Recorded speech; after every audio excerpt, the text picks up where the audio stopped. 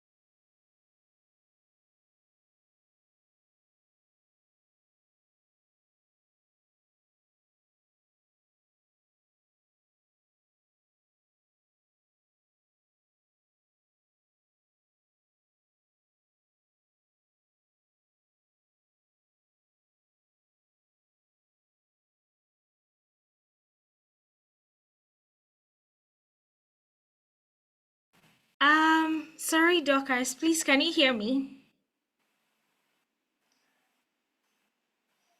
Hello, Dorcas. Can you hear me, please? Okay, sorry, I got cut out for a bit. Okay, so I'll just go ahead to share my screen and continue. Apologies for the break in transmission. Okay, so as I was saying, we're an edtech firm, and the focus for us is on providing specialized training in the technology space. Okay, we've been doing this for over 4 years, and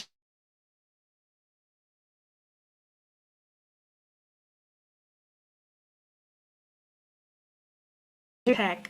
They're not transitioning from a background in tech. Okay, they're just getting into tech, and they've been able to get a job after training with us here at 10Alytics. Okay, and they've gotten jobs across the UK, US, Canada, Europe, Africa, and Asia. Okay, the whole focus is to ensure that we're able to also provide premium experiential training across certain areas in tech. So we do not focus on all areas in tech. We just have certain areas in tech that our focus is on, and it is the data analytics, business analysis, data engineering, data science, financial analytics, HR analytics, agile project management, cybersecurity, and AI engineering. Okay. We've ensured that during the course of our participants training with us, they are able to interface and interact with facilitators that have worked from global companies like Apple, Microsoft, McKinsey, Amazon. And when the facilitators are coming to class, they're bringing a wealth of experience. Okay, we do not have novice teaching in class. We have people that have worked to talk, people that have worked in jobs across the various tech programs that we offer. So this is what we do at 10Alytics, and this is who we are. Okay, so I'll just go ahead to introduce myself. Okay, I'm your host for today's session. My name is Priscilla, as you can see, and currently I'm a passionate educator, data expert, and career strategist. I currently help people get into tech, so people that are confused on what aspect of tech to get into, what aspect suits their background, and all of that. I've been able to help them get into tech, not just getting into tech, helping them navigate the complex tech landscape, and then also helping them get a job. Okay, so that is what I do currently here at 10Alytics.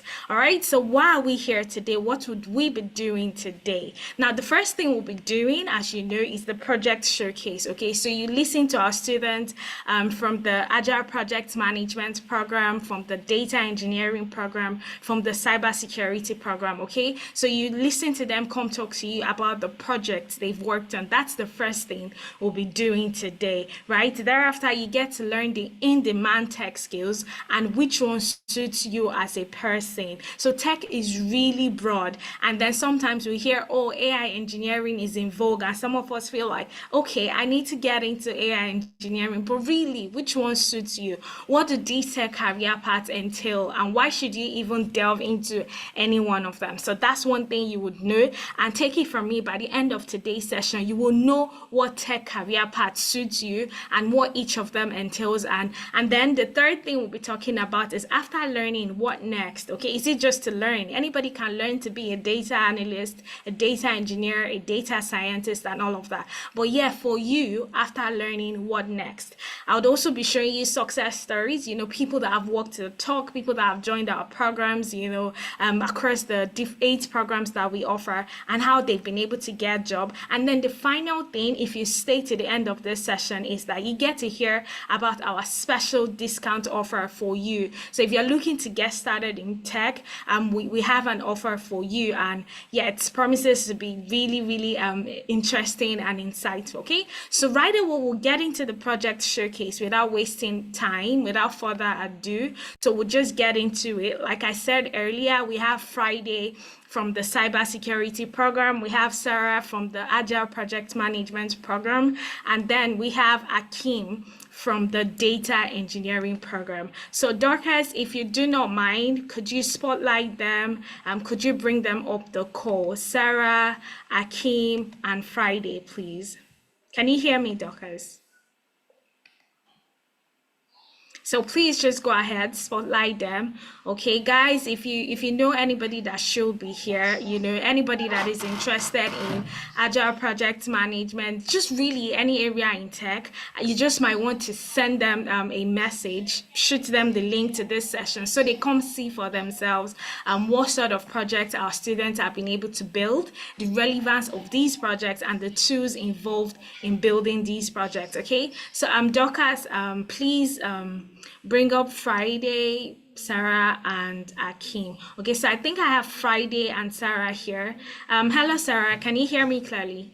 So I can see that you're a co-host currently. Can you hear me, Yes, I Sarah? can hear you, How are Priscilla. you doing today? Fine, and how are you too? I'm well myself. Thanks for taking our time to join us today, okay?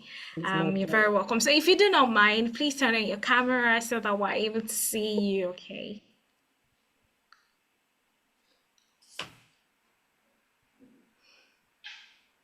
Okay, Hi, Sarah. Can you hear me? yes, I can hear you.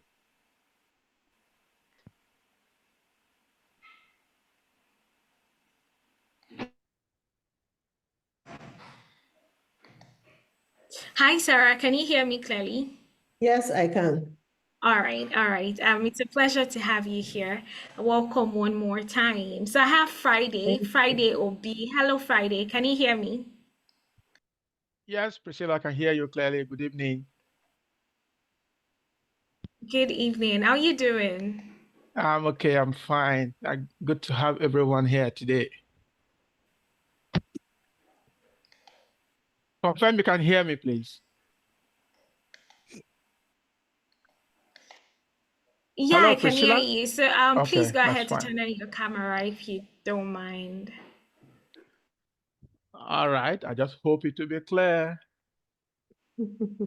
Okay, so welcome Sarah, welcome Friday, okay, and welcome to 10Alytics Tech Series. And as you already know, this is a project showcase, and all of the participants we have here are actually waiting for you to come showcase the projects you've been able to work on. All right, so I think I want to start with Sarah first while we're expecting Akeem. Okay, Dorcas, please let me know when Akeem is on the call so we can spotlight him as well. Okay, so we'll just start with Sarah first. So Sarah, if you don't mind, could you give us a bit of introduction about yourself, all right? Just a bit of introduction.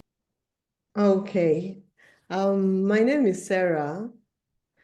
I'm a mathematics and computer science graduate. So I started Interesting. my tech journey in the December Okay. month, and it has been an amazing journey. In fact, after this program, I need to take the next step, and to increase my knowledge, I need to do another course because I have seen that I have a lot to learn. I keep learning different things every day. It's a program that I think everybody that is into tech or wants to move into tech should sign up for with 10Alytics. The Absolutely. facilitators are amazing. Let me mention here that Elizabeth is my facilitator. I have Okay. never met any coach like her. She's so passionate about what she does. She takes you, guides you through everything. She doesn't leave any topic. If one person doesn't understand it 100%. So with that kind of facilitator, what else do I need? So I'm so passionate about project management, and I've come to see that it's where I should be. I don't regret embarking on this journey, and I intend to continue. Thank you. Thank you very much, Sarah. That was interesting to hear. Okay, so we'll just meet Friday, and then Akim, I know you're on the call, so you could just go ahead to turn on your camera, right? So Friday, just a bit of introduction about yourself, please. All right, good evening, ladies and gentlemen. Can everyone hear me clearly? Yes, I can hear you clearly, Friday. Please Okay, go that's ahead. fine, great. Okay.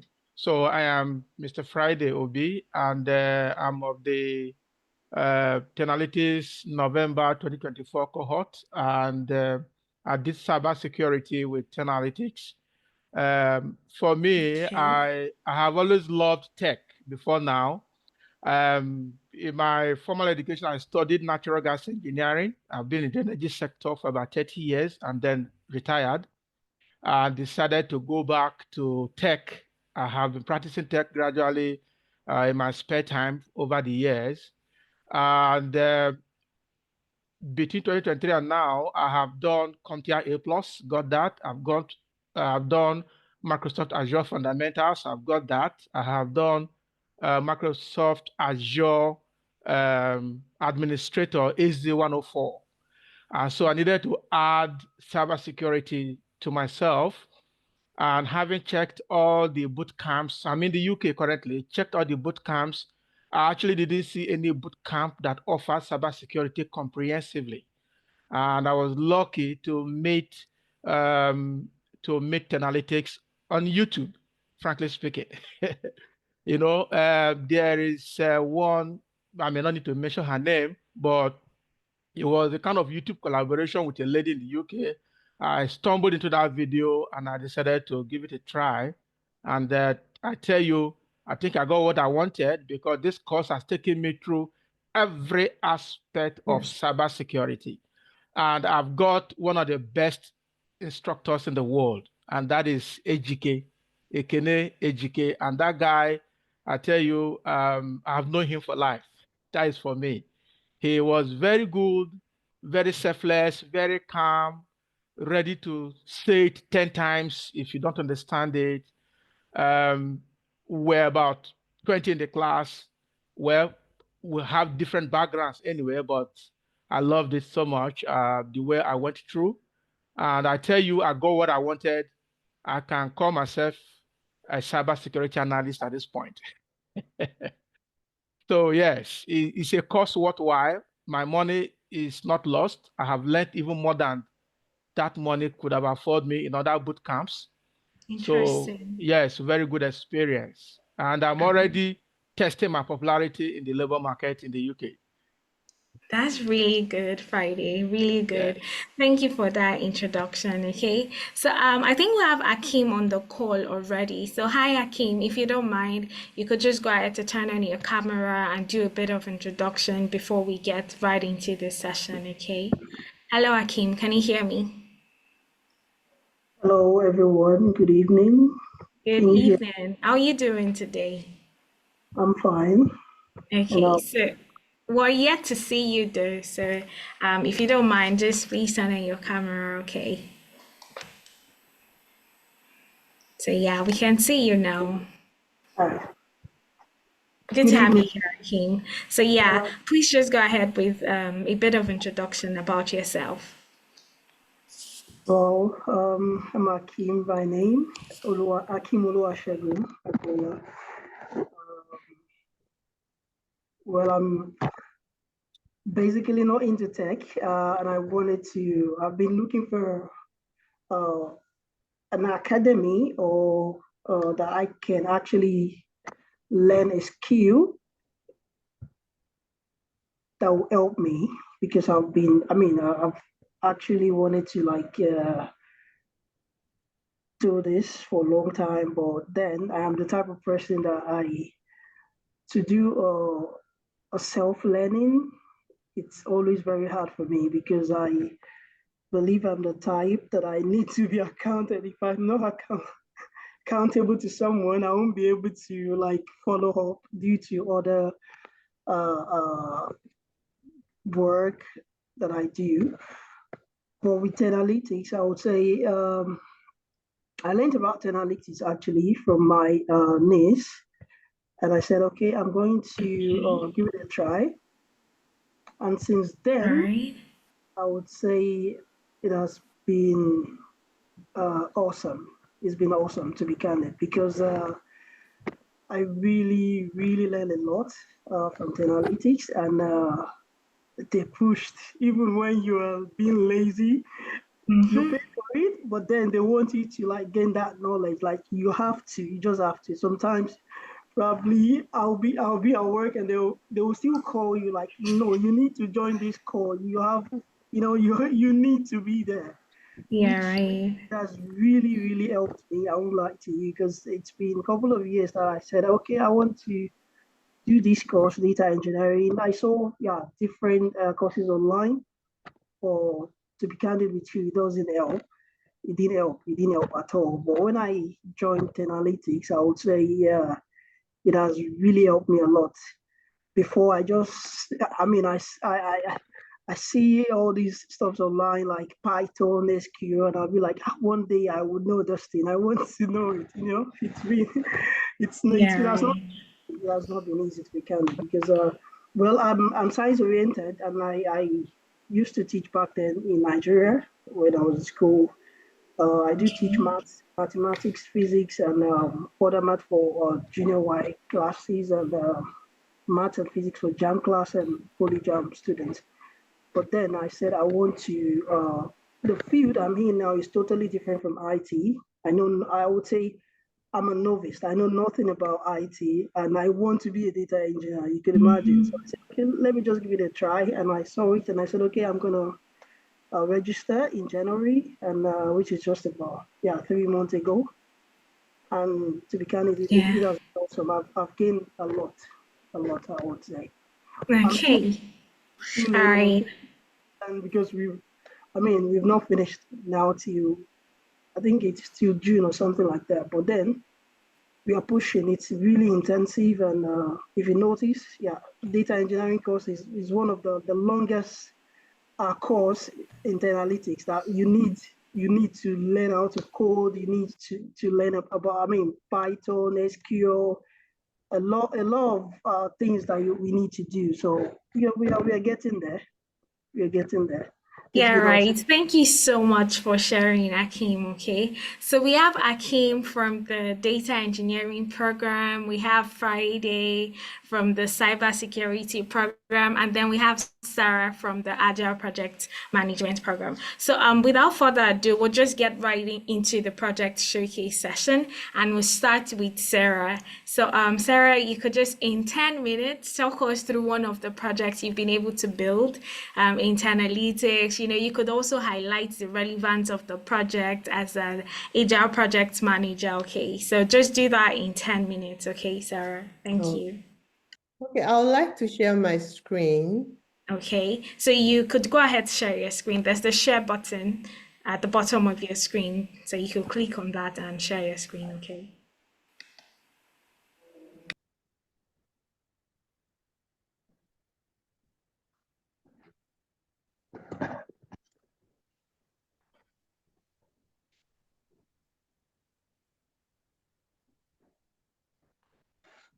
So Sarah, can you see the share button? Yeah, I'm doing that now. Okay, can you see my Okay. screen? Yes, I can. Please go ahead. Okay, I'll try to make it 10 minutes. Okay, so this is Yeah, a thank you. presentation on the project that I've worked on within 3 months training at 10Alytics as an Agile project manager. So like I said, I'm a graduate of computer science and mathematics, and I've always wanted to be in the tech space. But as you know, life happens. So when I saw the adverts of 10Alytics on the social media platform, I decided to go for it. I took the opportunity and made the contact and made the inquiry, and today here I am. So who is an Agile project manager? An Agile project manager is often called an APM. Is a leader or a servant leader who facilitates and guides Agile project team, focusing on collaboration, adaptability, and delivering value incrementally rather than strictly following a detailed plan. So what is Agile project management? It's an iterative and flexible approach to project management that focuses on delivering small incremental improvement throughout the project life cycle. The goal is to create product or services that meet customers' need, allowing for continuous feedback, adaptability, and collaboration between cross-functional teams. Now, there are 5 project management processes. You have the project initiation, the project planning, project execution, project monitoring and control, and also the project closure. So these different stages have different things. Like in the project initiation, you define the project purpose, the scope, the objective. In project planning, you create the project plan, the WBS structure, and also the risk management strategy. For the project execution, you work on project plan, you build the workflow, you assign tasks to team members, and keep everybody in the loop. For the project monitoring and control, it entails doing your regular review, monitoring progress against KPI, and the project closure is the final phase whereby you do your project delivery, you discuss failures, successes, and also document lessons that have been learned so far. So for the project initiation phase, the first project that I embarked on as a student while in 10Alytics was for our client Nexus Web Solution. So we had to come up with the Gantt chart and the WBS. The Gantt chart is a visible tool that represents the project timeline. It shows the layout over time, highlights when the project starts, who every task is being assigned to. This is a picture of the Gantt chart during the project's cycle. So you can, if you look here closely, you will see create wireframe. That's a task. It was assigned to UDO. And this is the day, the task, the duration the task is going to take 2 days. And this is the percentage of completion as at the time I took this screenshot. Now, on the next slide, we have the WBS. So this WBS actually breaks down the large project into smaller manageable parts. So it's easier to manage and track progress as the project goes on.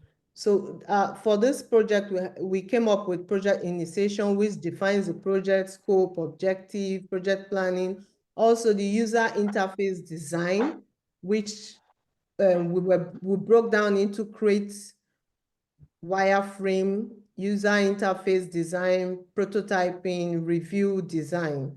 So like using your Gantt chart and WBS, it helps you to be able to manage your project, to organize and schedule your project. So that was the project we did for Nexus Web Design Solutions. So I'll go further to talk about business case. For this business case, we carried out this project for Tech Up Nigeria. It's a company that is interested in coming into the Nigerian market to bridge the digital skill gap in Nigeria. So when they approached us about this project, we had to come up with the business case. So what does the business case do? The business case is a structured document that justifies the need for a project. It outlines the cost, the benefit, the risks, the strategic alignment of the project, giving stakeholders the information they need to approve or reject the project. So after the business case entails executive summary, the problem statement, which is very important. So in the present problem statement, we realize the skill gap where Nigerians face a critical shortage of digital skills among its workforce. So that is a problem, part of the problem statement. Then infrastructure challenges. Access to education is hindered by inconsistent electricity, limited internet access in rural areas. So we came up also with the solution to these problems. So we came up with collaborating with existing platform. They can partner with established e-learning platform like Udemy to deliver localized content. They can also develop independent platform, which will cost a lot, but on the long run is better, or a hybrid approach to develop a platform while leveraging on partnership from content delivery. So we also came up with the cost benefit. The total cost came up to $670,000 for that project. So how do we make revenue? Because they have to be return on investment for any business someone is going into. So subscription fees from people that will subscribe to the platform, and also corporate partnership for that project. So we also came up with the risks. There were high risks, low risks, and medium risks. The high risk was funding, the low risk. We also came up with mitigation for all these risks in that particular project. So the project was divided into 3 phases. We had the phase 1, which took 3 months, phase 2. The project is still ongoing as we speak, but we were able to get approval to proceed on the project. So now let's go to the second phase, the project planning phase. The project planning phase in project management is the process of defining the project scope, the objective, task, timeline, resources, and budget to ensure successful completion. So during my training at 10Alytics, I had a practical knowledge of this when we had a project to do with eCompro to develop a web-based e-commerce platform to help small business sell their product online. Now, the goal of that project was to build a scalable, secure, and user-friendly e-commerce platform. The deliverables of that particular project was a responsive website, a fully functional e-commerce features, including product management and payment gateway.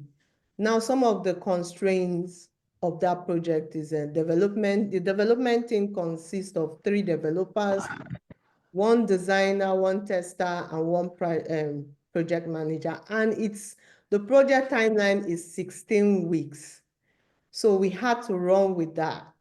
And after the problem analysis on this project, there's what is called the critical path. The critical part in project management is a sequence of tasks that determines the minimum duration required to complete a project. It represents the longest stretch of dependent tasks where delay will directly delay the entire project. So now on this diagram of this critical part, you will notice we have T1, T2, T4. These are different tasks. In the next page, you see the meaning of all this. These are different tasks. And after our critical analysis plotting, we notice that this is the critical part of this project, which is 21 days. So now, we notice also that the client made a change of requests along the line as the project was going on. He requested that he wanted the platform clients to be able to make purchase on the platform using not only Naira, but different currencies. So that's so impacted on the project. We had to increase the project time to 3 weeks, additional of 3 weeks. And what we suggested to the client was, fine, we can increase the number of manpower, or we can leave that particular aspect of this new request till a future project where we can take care of that. But we increased the manpower and were able to deliver that project at that same 16 weeks. So we will go into project management planning, cost and Hi, expectation. Sarah. Yeah, am I taking too much time? Can you hear me? I can hear you. Can you hear I know me? that. I know that if we actually let you, you would teach us how to actually be project Okay, managers, let me just round and up that's here. really fantastic. But please, yeah, Okay, let me round up here. So let me go into Agile project management tool. So we have the Jira, yeah. which is a project management tool widely used for Agile teams to help tracking of project planning, reporting, and we use the Trello also. That's a visual workspace to where teams can organize and manage their project. So for some terms, some terminology used in Agile is sprint, which is a short time box period, project backlog, sprint backlog, estimation, user story. Like an example of user story, this is an example of user story which has acceptance criteria also. There's no time for me to go into all this, but that's part of a lot of projects we embarked on during my training. So I think I will stop here. Hello, Priscilla. This is absolutely fantastic. Yeah, can you hear me, Sarah? Yes, I can hear you now. You know, a part of me felt like if we had left you, you'd probably just take us through how to come up with this project from scratch, okay? And that's really good. I'm really excited that you were able to learn this much with analytics and you're that confident and you can also teach us if we actually just give you the time. Thank you so much for Sarah for your time. Okay, so somebody is asking what's your name. Okay, her name is Sarah Onowu and she took the project management program. Okay, thank you for sharing, Sarah. I think we'll take Akeem now. Right, Akeem, so please just go ahead to show us one of the projects you worked in during your time at Analytics. I know that you're still in the program, but just show us what you've been able to come up with. Talk about the relevance of the project and the tools you used as well. Okay, Akeem. Hello. Thank you very much.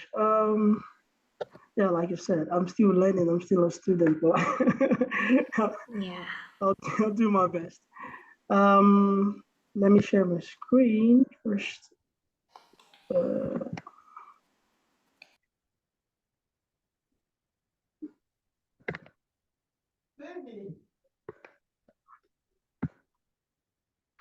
can you see my screen now? Yeah, I can see your screen now. So please just go ahead in 10 minutes, please. Thank you. Okay. Oh.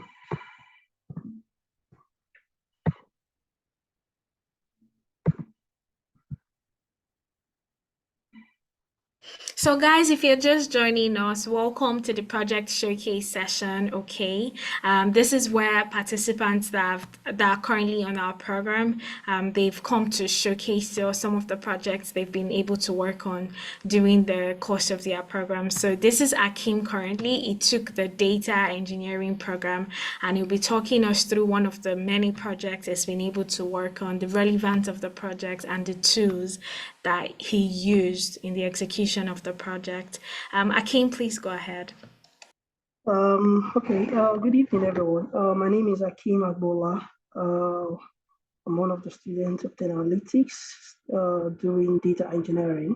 I just wanted to talk about a project that one of the projects that we've worked on while doing my data engineering course. Um, First of all, to start with, a data engineer. What is a data engineer? We all know data analysts, data scientists, ML engineers. Um, Data engineer. One of the key concepts of engineers is to get data ready for data analysts. They collaborate with data analysts because data analysts, data scientists, and ML engineers, most of them work with data. And how do they get this data? They get these data from data engineers. So one of the main jobs of a data engineer is to get data from different sources. So we get data from different sources. It might be from API, from website, from IoT devices and all of that, because we all produce or create data every day, but we don't know. Using your phone, chatting every day, doing checking different websites, you're producing data every single day, but you don't know. You just feel like you're just checking website or just doing, surfing the net via probably social media and all of that. We generate data from different kind of sources. So what is the main job of data engineers? We extract this data using different tools. We extract the data, then we clean the data, because most of the data, some are structured, some are unstructured. They are not clean data. So we need to clean those data. We need to do some migrations. We need to filter. We need to transform the data into a clean data, and we get it ready for data scientists, data analysts who work with them and use it for different businesses. So this is one of the projects that we've done in class that I actually have done, and I just want to showcase that a little bit. ETL project. What do we understand by ETL? E stands for extraction, T stands for transformation, and L stands for loading. The extraction, we are talking about extracting data. And we extract data from where? From different sources. And then T means to transform. But before we can transform the data, we first of all clean the data, because most of the data that we get is not clean. And some might be missing, we might have missing values or probably duplicates and stuff like that. The system won't detect that, but we need to do the cleaning and also the transformation. And then before we now load the data, the clean data, the structured data, relational data into a database. Most times we use database or data warehouse into a data lake before getting it ready for usage for companies. So I'll just go straight into it because I won't take much of our time. Yeah, this is a retail company. A retail company called Retail Max is a retail company with operations across multiple regions, aims to improve sales performance, optimize inventory management, and enhance customer satisfaction by analyzing and cleaning its transactional sales data. The company processes millions of transactions annually, but the data suffers from quality issues such as missing values, inconsistent products, details, and incorrect inventory levels. Using Pandas, Retail Max plans to streamline data exploration, cleaning, and transformation to ensure high-quality insights and improve decision-making. The clean data will be stored in a Postgres SQL database for operational use.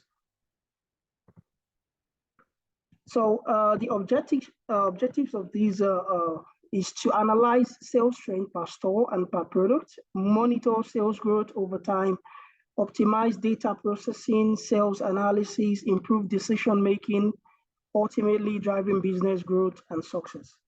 So the problem statement, the store managers lack visibility into which product drive the most revenue. They have different sales, different products, but they couldn't figure out, okay, which products drive most revenue. The company we also want to analyze product demand strengths to optimize inventory. They want to know which product people demand more in the market so that it can produce more of that product, because they have different sort of products. And also executive needs to track store performance over time, because the company has different stores, probably just like a very well-known store that we all know in the UK, Primark. Primark is in the UK, is in Belgium here, and is probably in other countries too. So they want to know which store sells the most, which product people are really buying, because a business, a company will not want to make a product where people are not buying it. It will just be a waste of money. So they need to analyze, they need to know, they need to track the performance of different stores and also the product as well. So in this project, what we use is what we call PostgreSQL. That's the database we'll be using to store the data. Python, we use Jupyter Notebook. That's the IDE environment that we'll be using to run code. And also we use pandas in this project. So data sources, I actually got data because it's a project, so we have to create data ourselves. It's not like we're extracting it from somewhere, but it is more or less an extraction of data, but from a CSV file.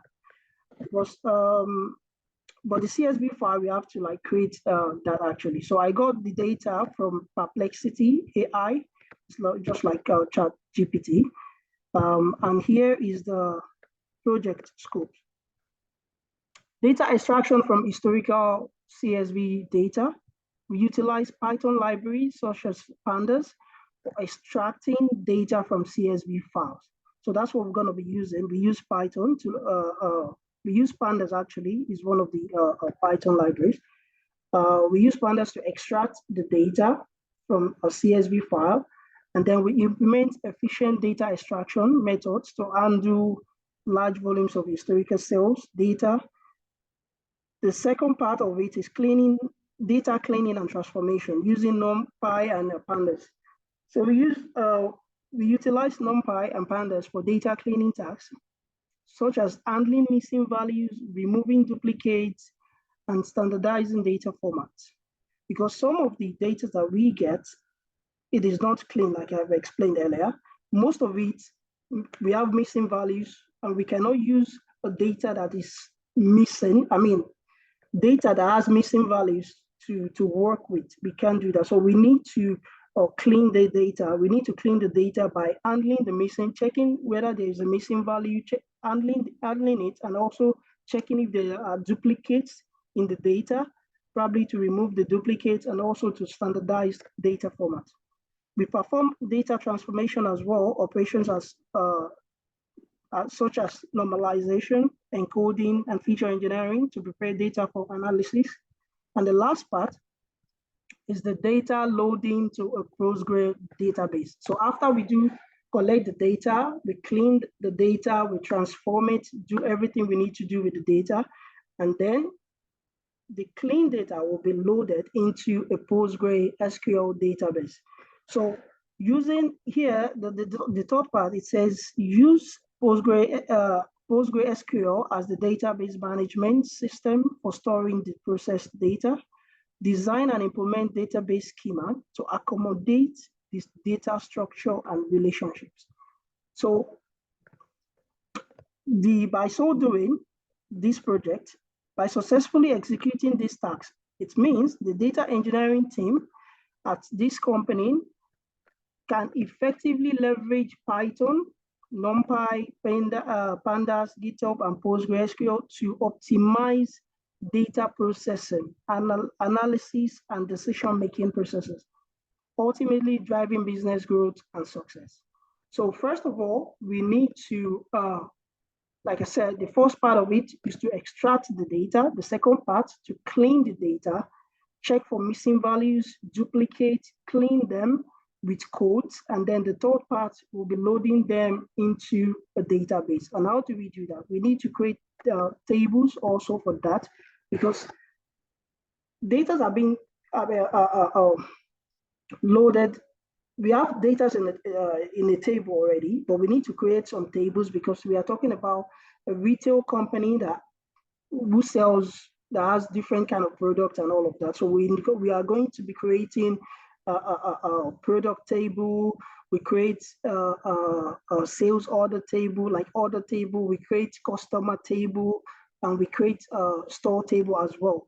So let's start with the first part of the project, which is extraction of the data. So I got the data extracted, and here is our data. As you can see, these are raw data in a CSV format. So that's why here they said we have to extract this data from a CSV file.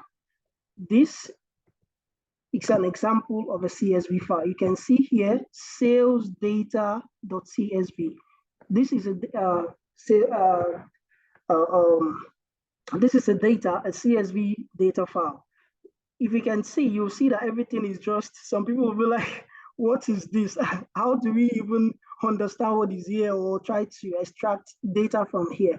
We can actually extract data from here using what we call pandas. So I'll take you guys to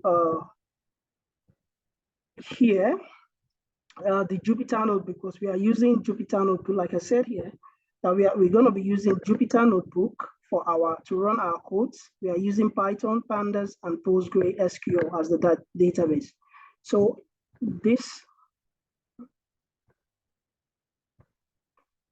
I'll start from beginning. Yeah, so this is our Jupyter Notebook ETL project.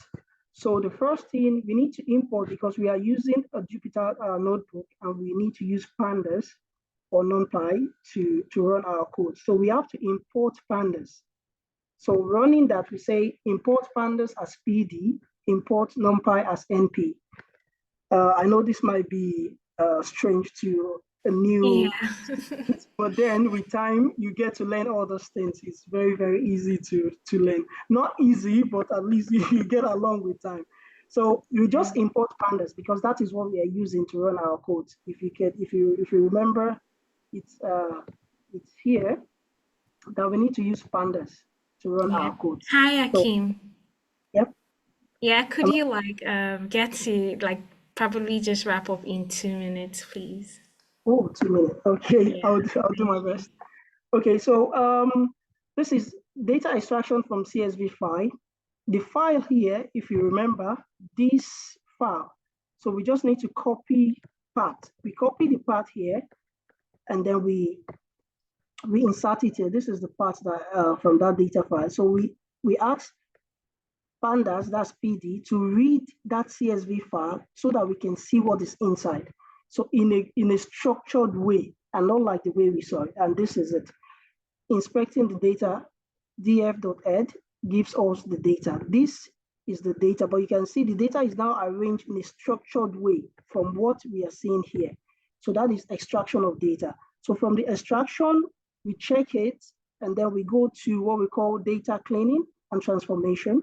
From that data cleaning, remember we said we need to check for missing values. So to check for missing values, this is what we use.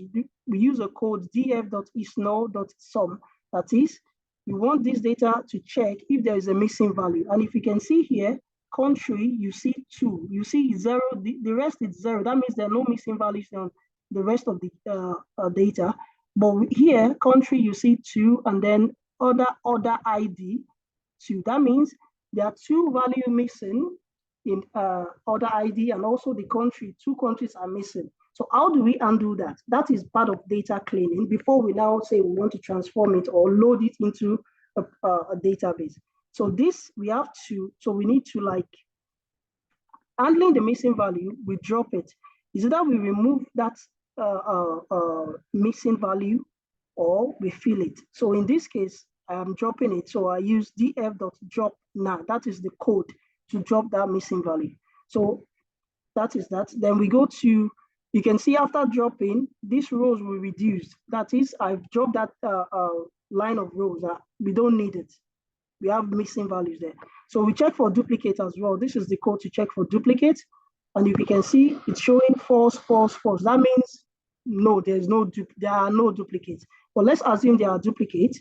There is another code to drop that as well. And this is it, drop duplicate. It's English, so it's very easy to relate to it. So we drop duplicate, and then we see the tables again, and then we can check the data types of those data.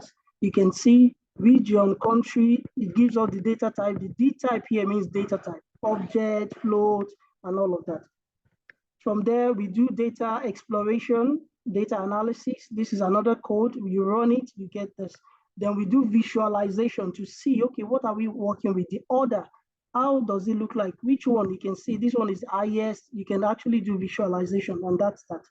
And then the next one is to connect to the database. After cleaning, changing missing values, handling missing values, correcting duplicate and all of that, then you now connect this to a database.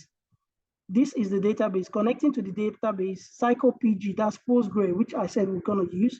So localhost DB name. DB name means the database name, which I created as Sales Analysis DB. User Postgres, password 10Alytics, port. Then we connect it to the database using this code, and then ask it to print connected to the database if it's successful. And then here it shows connected to the database, which means we are good to go. So loading it to Postgres, this is what we call, this is Postgres, SQL. Hi, Akim. 1 1 minute. minute, please. Yeah, 1 minute. This is the last part actually. Loading to the, because loading to the, what's it called, the Postgres. This is Postgres. And you can see here, you can see tables. We have category, customer, other items, order, payment, product, and stores. So in that case, if you remember the last part of it, 20 seconds and I'm done. The last part of it here from this project scope, it says, design, implement database schemas to accommodate data structure and relationships. And what does that mean? It means we will do an ERD model, that is to connect all this thing together to show the relationship between other items, the products, the category, the orders, and the payments they made, and the customer as well, which is this. So this is the ERD inside what's it called, the Postgres database. So that's all. This is the final stage. Thank you very Wow, much. this is really interesting, Akim. Thank you so much. Wow. I'm amazed, honestly. So you started in January and you've been able to do this. Wow, this is really interesting. I'm still learning, like I said. So imagine if I Yeah, when you get done. So the way you try to break down Python, you made it seem really simple. Thank you I so try my much best. for Yeah. sharing that, Akim. Thank you. I appreciate you. Thank you for your time. So we have Friday. Hello, Friday. Can you hear me? Yes, I can hear you. All right. Please Can you blow hear us me now? away. Yeah, I can hear Uh, you. You have No, 10 no, minutes. no, please. I don't want to blow anybody away, please. All right. So, can Akim stop sharing, please? Yeah, I'm stopping. I'll stop sharing now, and I'm actually leaving also. Thank you very much, and see you guys, because I need to join my drop-in class. I'm going to class as well. No problem, Okay. Akim. Thank you so much. Feel free. Thank you. You're welcome.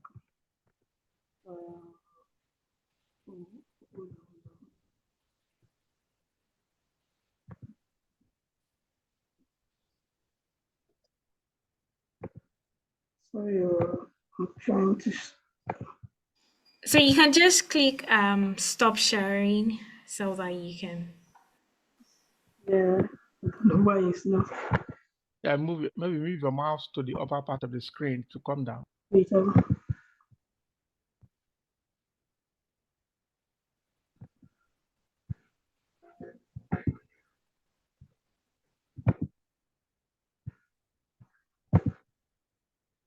All right. Yeah. I did now. Can you? Yeah. Yeah. Yes, Thank it's you done so now. much, Okay. Akim. All right, you're welcome. Yeah. Friday, please.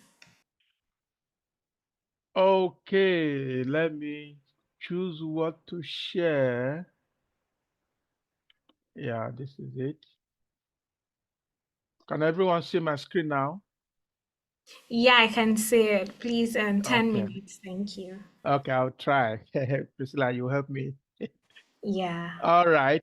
So for me, I'm from the cybersecurity cohort, like I said earlier, and I love this because cybersecurity officer is a police, cyber police. Okay. True. So yeah, so the project, the title is Detecting and Responding to a Brute Force Attack. A brute force attack is a way of breaking into a network by guessing login name and passwords. And if you are going to do that, you can do that for a whole month. You may not get what you want, but if you use network tools that can do that for you in a matter of minutes, you are done. If you are right, you get it.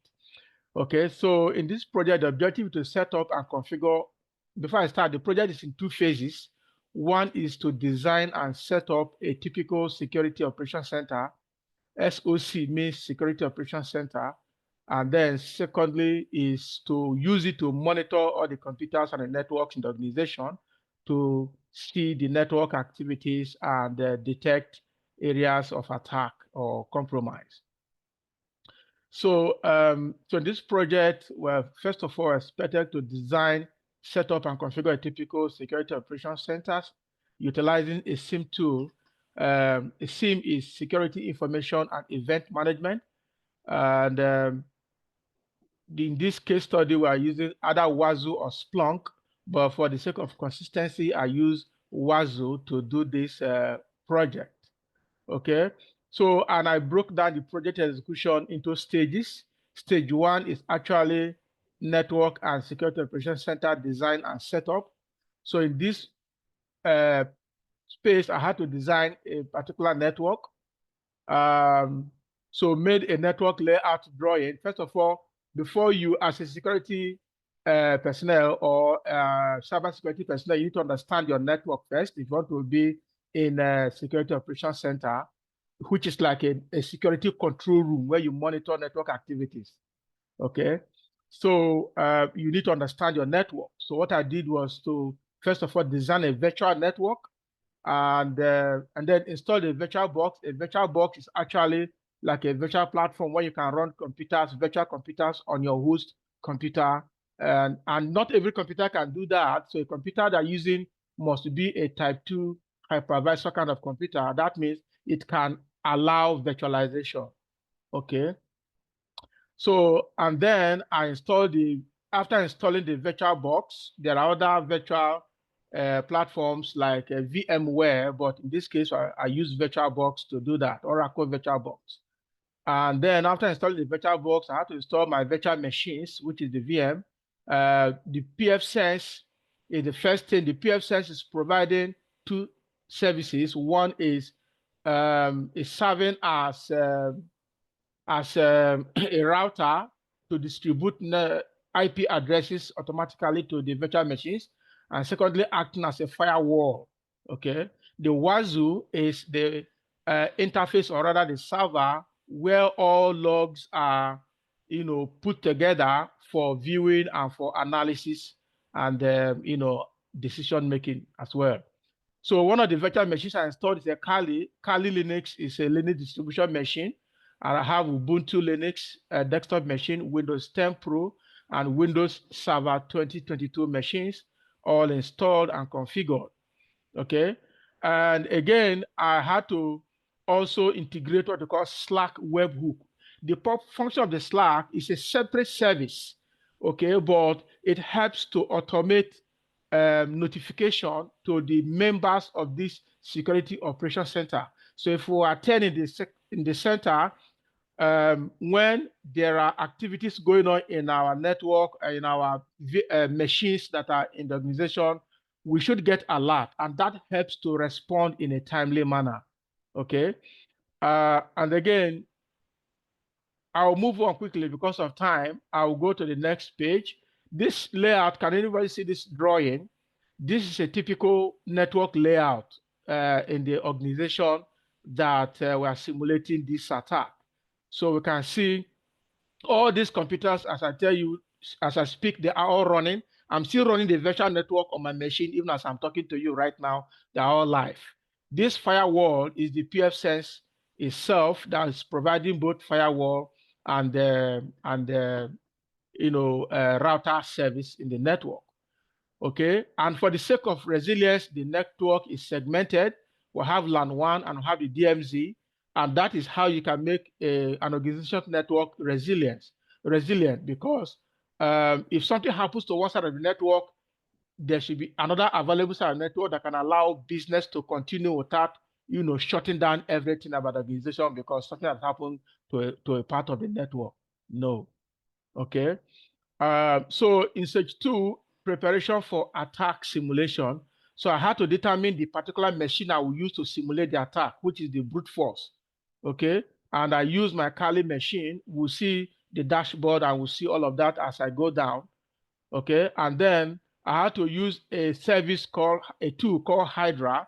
A Hydra is actually a password cracking tool for cracking passwords. You understand that an attacker will want to look for a way to steal password, steal login names, match them, and use them to impersonate and log on to commit nefarious or malicious activity in the network.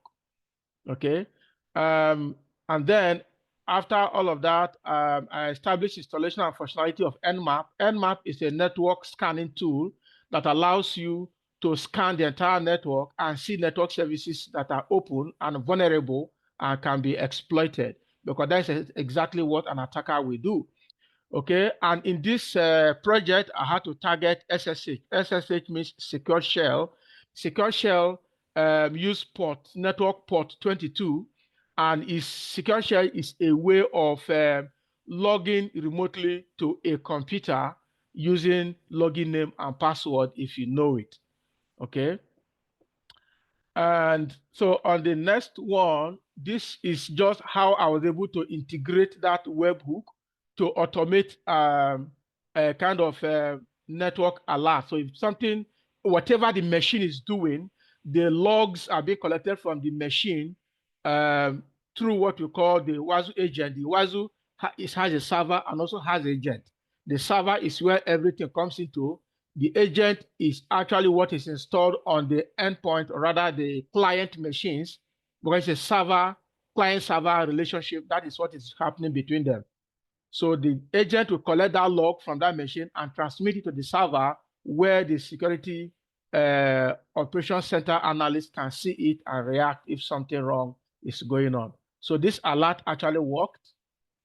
Okay, and this one here is where I had to also automate what we call fail login attempt. So the question is, if there is an alert, what is the alert telling you? This alert is telling me that there's a failed login from a machine. So could somebody be trying to, log in forcefully and probably guessing login name and password? These are the information we want to get from this kind of alert, and you then look closely and try to find out who is logging in, which machine, which IP address, from where, who is this person, and which computer is this.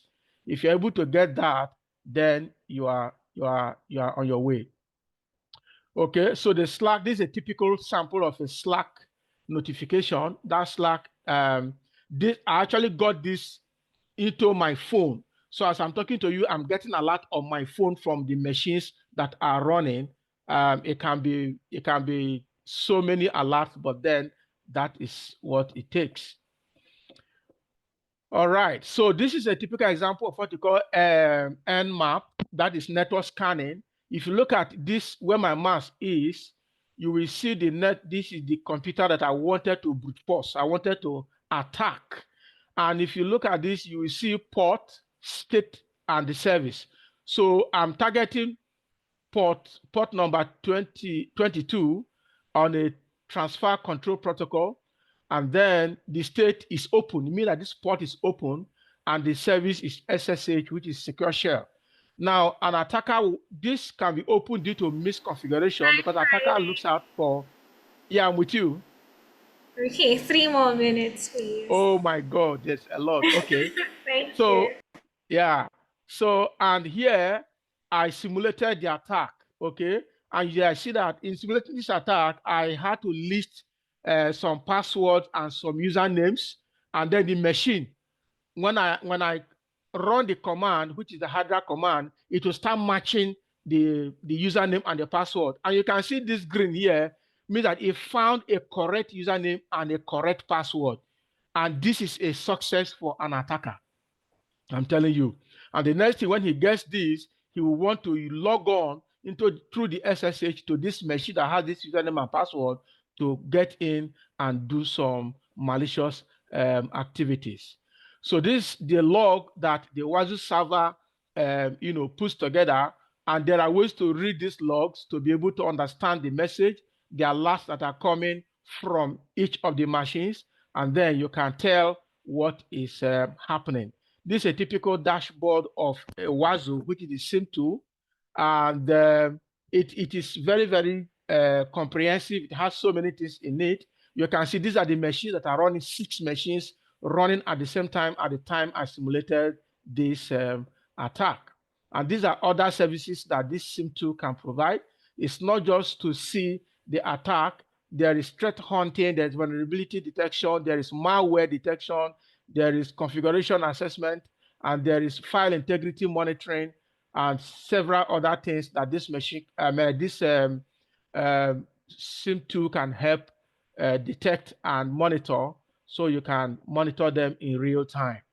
Okay, and so the incident investigation, this is the fictitious business name, Diamond Gems Incorporated, and so I was able to detect that an attacker had logged in. An attacker tried to brute force and then got a functional username and password, which he used to log in. But because the SIM tool was monitoring, we're able to detect on time and then block the attacker from carrying out any malicious activity. Okay. So going down, indicators of compromise. What happened? So we saw that we saw a machine or somebody trying to use this machine to log in, and we saw that SSH port was open and Hydra command was used, and the indicators of attack. We also saw this from our logging system, that multiple logging failures was observed, and the password guessing also shown on the SIM tool. We saw all of that. Okay, what was the causal factor? Open SSH service port due to misconfiguration, which is what attackers will always look out for. Previous vulnerability assessment did not capture this misconfiguration, and that is why an attacker found it and was able to capitalize to use it. Okay, inadequate manpower coverage. We saw that monitoring was also not very effective at the beginning because of inadequate manpower. We understand organizations want to manage people.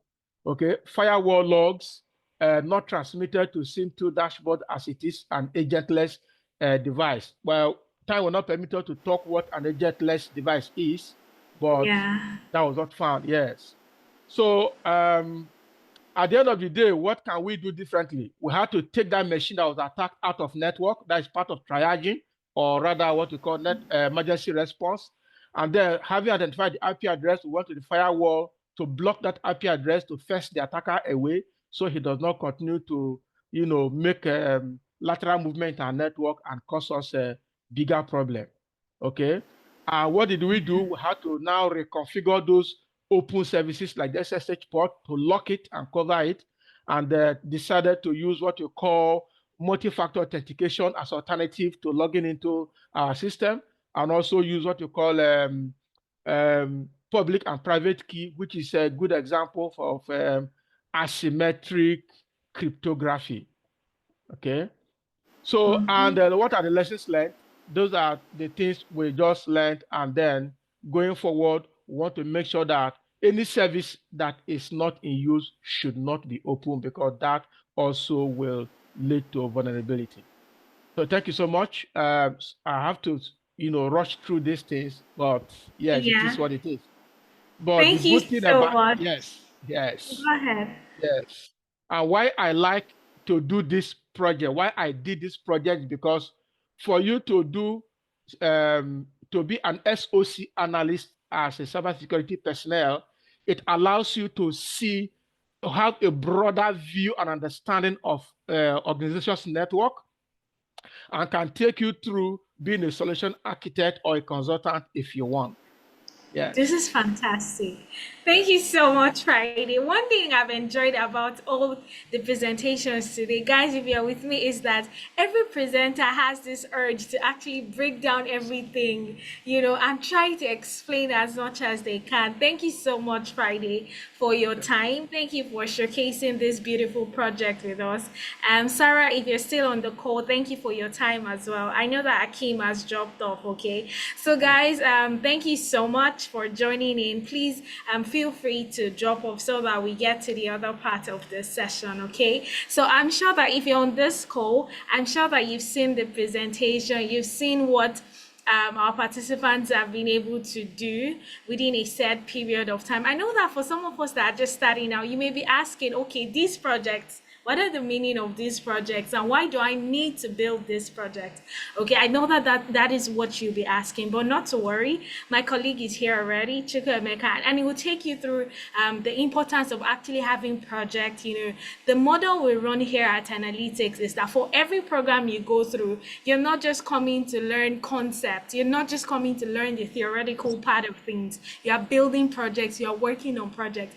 And before the end of the session, you get to see the importance of working on projects. I'll let my colleague just take it up from here now.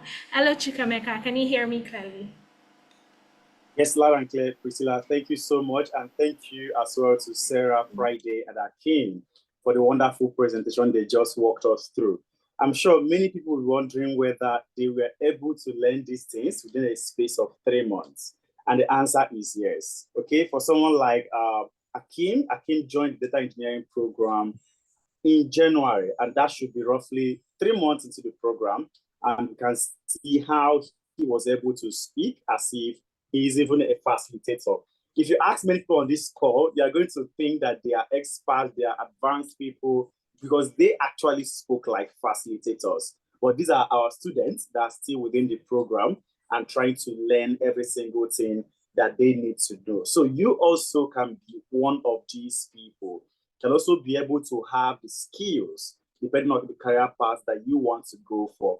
Okay, so Priscilla have mentioned a couple of things around the importance, and I know people will be wondering, okay, what exactly are the importance of projects? Okay, when you hear projects, how is it exactly important to what we are doing?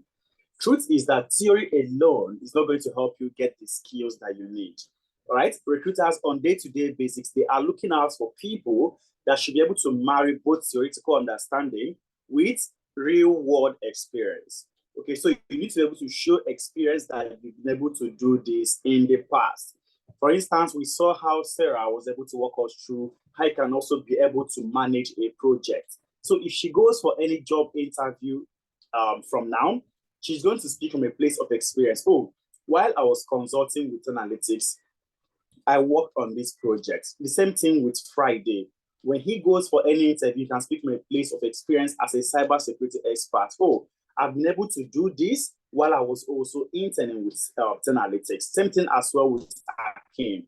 So project is going to help you to have that experience that you need to show that you have the skill to land those jobs. And of course, it gives you the enough confidence whenever you go for any interview.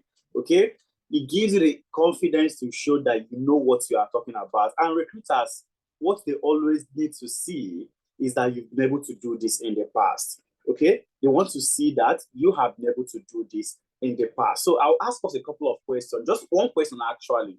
If you have a car today and your car spoils, whom are you going to give your car to? Someone that is telling you, oh, I'm a first class graduate of mechanical engineering, or the next person telling you, oh, this is my mechanic workshop.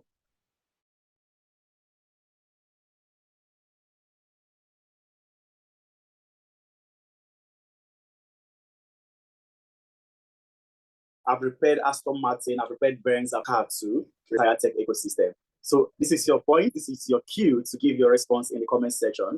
Whom are you going to give your car to? The first class graduate from mechanical engineering, Harvard University, or someone saying, oh, this is my mechanic workshop, bring your car, let me repair it for you. I've done this, I've done that in the past. Let me see what we have to say. I can't see any comments dropping yet. I don't know whether people actually talking about these things now? Can't see any comments dropping yet. Okay, and while we're waiting for it, it's also important for us to understand, okay, I think someone just, okay, there are a lot of comments that are different from what we're currently talking about. Okay, Emeka said the guy with experience, fantastic. The guy with experience. Now, how do you build experience while still training? It all boils down to project-based learning, right? So many times people come to me, oh, I've been able to do this in this platform. I've been able to do this in that platform. Trust me, it is not sufficient when you are looking for a job. It is not sufficient. And there's always a little bit of awkwardness when you come for a role and you mention, oh, I got my training, or I'm a self-trained data analyst from, let's say, YouTube, or there's always a way they are going to look at you, because they will feel like, oh, this person have not actually worked on real life projects. But when you're able to package yourself, brand yourself in a way that you can speak from a place of experience, you can easily be able to show evidence of what you've been able to do in the past. So quickly, let me also show us a portfolio of our past students. So the same way that we saw what Akim, Friday, Sarah were able to display to us, that's how every program that we offer, you need to have a portfolio. For instance, of a formal analysis. Right here, you can easily see what's in Redox airline flight analysis. You can also see the next project that she worked on using Express food delivery, and as well as the one she did for Nestle product analysis and also Zenith Electronics. So clearly she has wealth of experience from 5 different sectors of the economy. So when she goes for any interview, she can clearly speak from a place of experience. So while I was consulting with analysts, I worked on the hospital ER visit data, where I was able to analyze the total number of patients that the company had within that period. And my main pain point was, how do I reduce the waiting time of patients? I was able to do this, I was able to do that, and in the end, it improved the turnover, which means the revenue of the business. So when you speak like this to recruiters, they're going to clearly see that you've had experience. I believe that when Sarah, Friday, and Akim were speaking to us, we all thought, oh, these guys are actually experienced, but they are just 2 months, 3 months into their own learning experience. Okay, you can see a dashboard of what Victoria worked on respect to the hospital ER visit analysis, and it's very, very interactive that you can clearly speak from a place of progression. Oh, in Q1, this is what happened. Okay, in Q1, I was able to identify that we had total number of 1,450 visits with average waiting time of 36 minutes. I was able to do this, I was able to do that, which in Q2 resulted to us having a lesser average waiting time. So in Q2, we had an average waiting time of 35 minutes. And if you can see from the number of patients that we had, it's increased to 2,900, which in return means that we are having a higher turnover, which relates to higher revenue. So when you speak like this to recruiters, clearly they will understand that this person talking to us has an experience of what him or she is saying. And that's how you get to work on several projects to build up your own experience. So project is very, very important.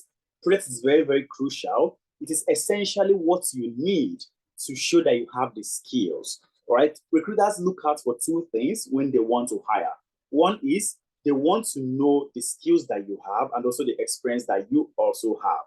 So here at 10Alytics, we teach using 2 basic models. First is how you're going to be having a real life classes. You clearly heard when Akim said that he wants to run back to have a drop-in session. So your sessions are real.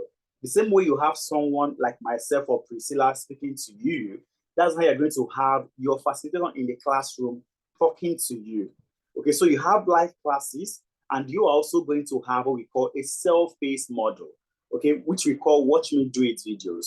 So there are some instances where you're going to be provided with videos of, okay, this is what your facilitator has been able to create. Your job today is to replicate everything that he or she has been able to do. So you're learning using real life approach you are also having a watch me do it video to improve your own learning experience. All right. I hope we are still following me to this very moment. Like I said, during Victor's own time, you can check Victor Omoboye on LinkedIn.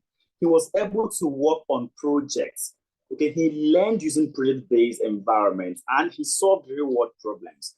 Okay, one of the projects he worked on include a credit union project, helping them to reduce non-performing loans by building a loan predictive model.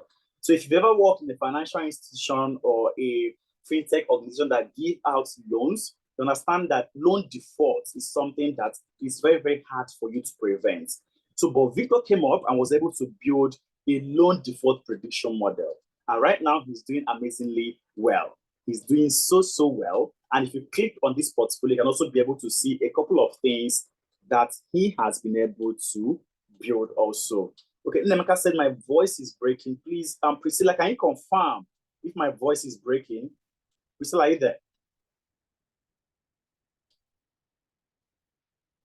Hello, Priscilla, are you there?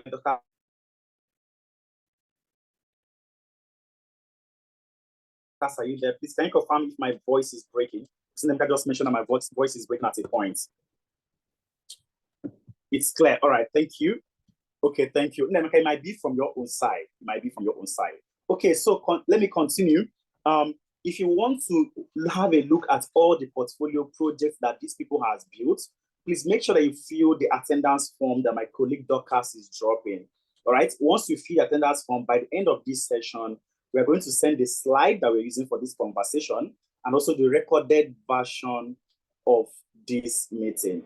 Okay, we're going to send it all across to you. Now, first thing that we also need to understand is, I want to work on projects, but where do I start from? Okay, so in the tech ecosystem, there's always this confusion around which exact tech stack do I need to learn? Do I need to be a data analyst? Do I need to be this or do I need to be that? So this is very important question that we all have to answer. Okay, and first thing that you need to do is identify the career path that you want to be in. Okay, and what we always do here at 10Alytics at the end of each year is that we scrape different job boards, LinkedIn, Indeed, Glassdoor, CV Library, and several other job boards, and we bring out the highest number of jobs that was posted for that year. Okay, and then we analyze it using three basic approach: ease of learning, ease of transitioning, and of course, high rewarding salary. Which of them are you going to learn easily? Which one can you easily also be able to transition into? And which one offers you high rewarding salary? And from it, we're able to identify 8 different career paths that you can easily be able to get into, and it will meet these 3 criteria that you want. And that includes business analysis, agile project management, data analytics, data science, data engineer, cybersecurity, financial analytics, and also HR analytics. So what we also try to do is to validate that in the next coming years, that these jobs are also going to be relevant to you. For instance, earlier this year, ChatGPT used to be the go-to AI whenever you want to do anything. But then DeepSeek came into the market. And what happened is that they were very, very strong competition for ChatGPT. So what we need to validate is to make sure that if you're going into any of these career paths, it is not a place where in the next 5 to 10 years, your job is going to be redundant. All right, so we look at the World Economic Forum report where future of jobs report is discussed. World leaders, economic leaders always come together at the end of each year to look at how the economy has been shaped by different factors. And what we notice is that by 2030, 170 million jobs are going to be created newly. And also 92 million jobs are going to disappear. Okay, so what you want to do is to make sure that you are among 92 million jobs that are going to, among the 170 million jobs that are going to be created, right? And from there, we notice that the fastest growing jobs as of today is the big data specialist, right? And when we talk about the big data specialist, it includes both the data engineers, the data analysts, the data scientists, right? It includes all these guys, data engineers, data analysts, and data scientists. So everyone that has to interact with data to make sense of what is going on there, whether to process the data, whether to store the data or whether to make sense of that data, you are a big data specialist. Okay, and what this simply translates to is that you are part of the fastest growing job as at today. Not even part of, you are the number one fastest growing job as at today. Okay, so the number two as fastest growing job also, if you're looking at my screen, is the fintech engineers. All right, but let's concentrate on those highlighted columns that we currently have. Okay, let's concentrate on the highlighted lines that we have. I can see that we have your data analyst and the data scientist. We also have your cybersecurity analyst and as well as your business analyst. If you go to the next page, you're going to see also your data analysts, your data engineers, project managers, business analysts, and so on and so forth. So this is to show you that all those different career paths that we have been able to identify, they all met the criteria that we need, which is they are all going to be in demand in the next few years. Right, so if you look at clearly the place I'm trying to show, you're going to see your DevOps engineers here. You're going to see your renewable energy engineers, your robotics engineers, your blockchain developers. Now, these jobs are also amongst the fastest growing job. Okay, they are also amongst the fastest growing job. But then, did they meet the criteria that we are looking out for? Remember, ease of learning, ease of transitioning, and also high rewarding salary. If you look at it from the high rewarding salary perspective, of course, they are going to give you high reward respect to remuneration. But within a space of 3 to 6 months, can you come out and present the way Akim, Friday, and Sarah were able to do? That is where the challenge now comes in. Can you be able to get all those skills within a space of 3 to 6 months? So that is practically impossible. You can't really become a robotics engineer within the next 3 to 6 months. So that's why we don't offer such courses. So those 8 courses clearly met the criteria that we are looking out for. Ease of learning, ease of transitioning, and of course, high rewarding salary.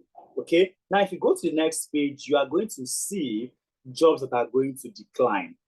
So what you want to do is to make sure that you move from these jobs that are growing, are declining rather. So on this right-hand side, we have jobs that will decline.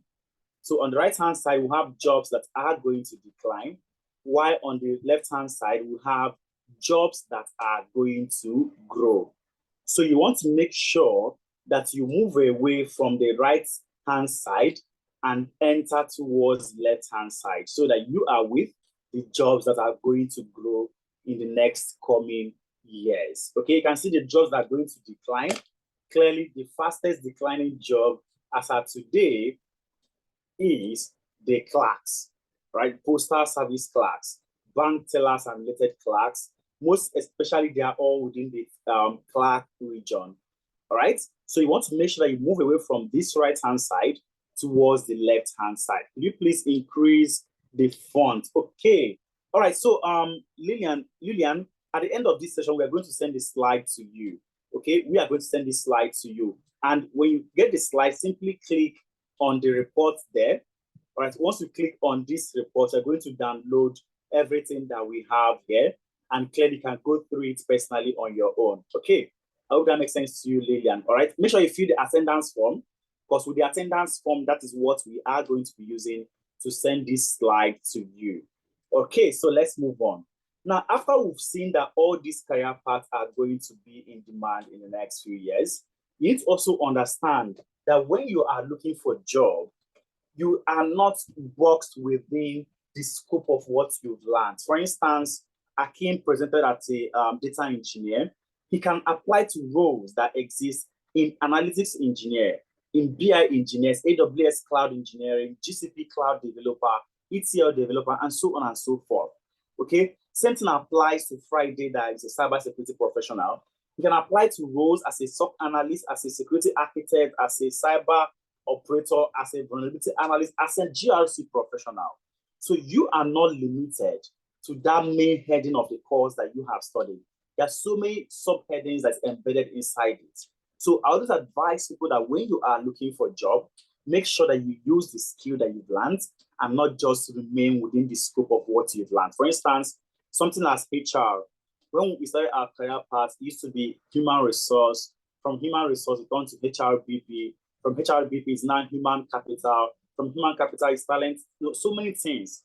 Last 2 weeks, I saw something that's entirely different, which is chief of staff, right?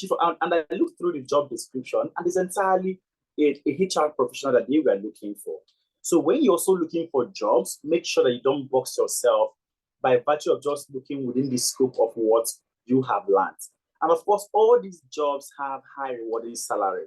So what we make sure to have is that the tech ecosystem will provide you with at least a salary that is above something that will help you to land certificate of sponsorship.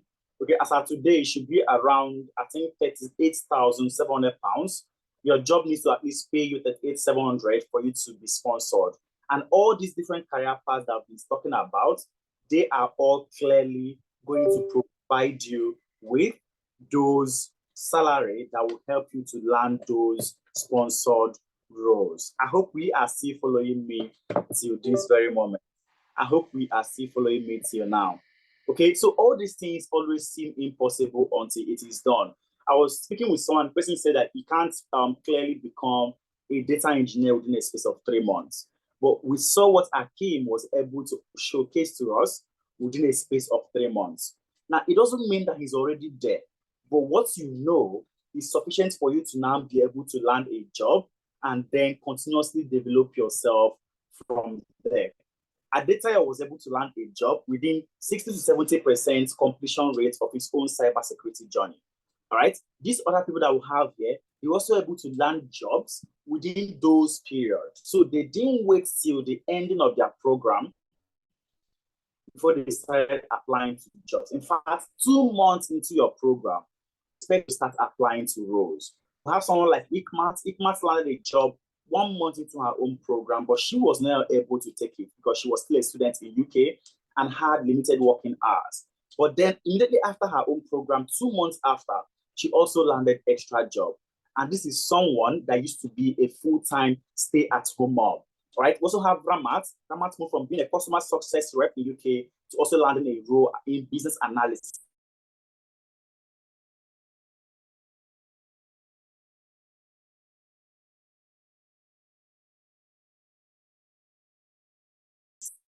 A lot of other people. So you move from being a pharmacist to be working from home. And she got trained in data analytics and she landed a role still in the same NHS as a data analyst. All right, so all these test stories of people before you. Abigail as well used to be a care worker in Canada, but presently she's working as a business analyst with the government of Alberta in Canada. So what are the different skills that you actually need for you to be able to land all these roles? So what skills do you need for you to be able to land all this? So first, I'm going to explain business analyst. Who exactly is a business analyst? So these are people that come into businesses to improve and optimize the processes. So they come there to make sure that information flows seamlessly within the business and also to optimize everything that the company already have. Okay? Hope we'll be able to get the tool for this skill, please. Example, okay, exactly. Nemeka, you are, I think I've spoken to Nemeka before.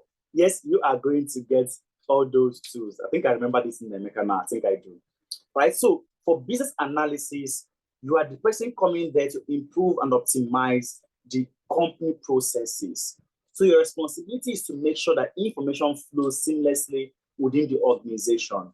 Right? And the first thing that you are going to learn is Excel, Power BI, and SQL. So you're going to learn Excel, Power BI, and SQL. And what this means is that you can clearly be able to have knowledge of data analytics because these are all data tools, right? You have knowledge of data analytics because these are data tools. Okay, Excel, Power BI, and SQL, they are all data tools. So you're going to be taught from basic to advanced level. Before you now move on to process mapping, how do you map out the processes that you've noticed in the company to know if everything is going the way it ought to go? Okay, so you are going to be learning this for you to be able to know how to map out the processes that you want to improve. And after you've been able to map it out, you now engage in what we call project initiation. Okay. But for that process mapping, you are going to be learning value. Okay. Then you move on to project initiation for you to be able to improve that same processes. You're not trying to initiate a project to improve the process.